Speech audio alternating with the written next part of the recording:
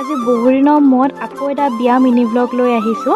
আজি হৈছে মোৰ মাহী ছোৱালীজনীৰ বিয়া, মানে মোৰ 2 নম্বৰজনীৰ মাহী ছোৱালীৰ বিয়া। আৰু এয়া আছিলে আমাৰ বাইদেউকো দেখিছে আগৰ ভিডিঅ'বিলাক যোনে যোনে চাইছে তেওঁলোকে হয়তো চিনি পাবই। আৰু বাইদেৱে ধুনীয়াকৈ পদূলি মুখত গৈ ৰখি আছে আদৰিবলৈ বুলি চফ্ট টপ লৈ। আৰু তাইক কেনেকুৱা লাগিছে কমেণ্ট কৰি জনাব। সেইফালে আমাৰ কণমানিজনীক দেখিছে ন, মানে আমাৰ কইনা ভনীয়েক। আপোনালোকে যদি মোৰ ভিডিঅ'বিলাক আগতেও চাইছে তেনেহ'লে তাইৰ জন্ম হোৱাৰ ভিডিঅ'টো মই মিনি ব্লগ হিচাপে আপোনালোকৰ আগত দিছিলোঁ।